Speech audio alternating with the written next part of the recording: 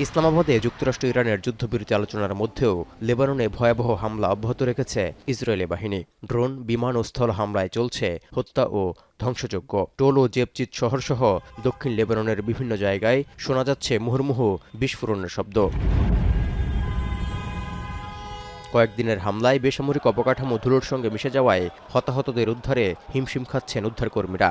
বুধবার থেকে এখন পর্যন্ত ৩.৫ শতাধিক নিহতের খবর সামনে এলেও প্রাণহানির সংখ্যা আরও অনেক বেশি হবে বলে জানিয়েছে লেবাননের স্বাস্থ্য মন্ত্রণালয়। এছাড়াও ইসরায়েলি বাহিনী বাসিন্দাদের জোর করে বাস্তুচ্যুত করায় আশ্রয়কেন্দ্রের চরম সংকট দেখা দিয়েছে বলে দাবি জাতিসংঘের। ১২ লাখ বাস্তুচ্যুতের অনেকেরই আশ্রয় খোলা আকাশের নিচে।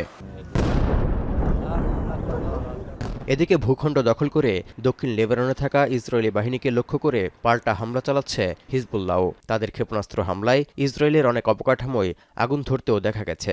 তবে হতাহত ও ক্ষয়ক্ষতির তথ্য প্রকাশ করেনি ইসরায়েল। সময় যতই গড়াচ্ছে ততই বাড়ছে উত্তেজনা।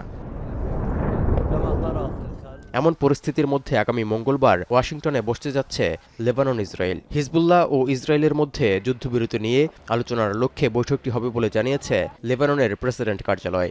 যুক্তরাষ্ট্রে নিযুক্ত লেবানন ও ইসরায়েলের রাষ্ট্রদূতদের মধ্যে ফোন আলাপের পর শুক্রবার রাতে এই খবর দেয় বৈরুত। তবে ইসরায়েলি রাষ্ট্রদূতের বিবৃতিতে বলা হয়, হিজবুল্লাহর সাথে যুদ্ধবিরতি নিয়ে আলোচনা করতে সম্মত হয়নি তেল আবিব।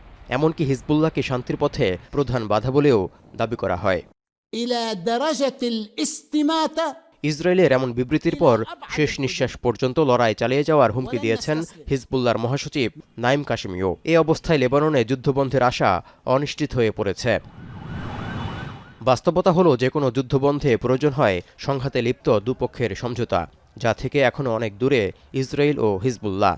আর লেবানন সরকারের বিরুদ্ধেও আক্রমণ চালাচ্ছে না ইসরায়েল, যদিও হিজবুল্লাহর বিরুদ্ধে যুদ্ধের কথা বলে বেসামরিক মানুষও হত্যা করা হচ্ছে।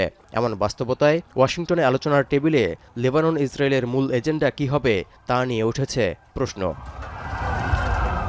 তৌহিদুর রহমান, এখন বিশ্ব।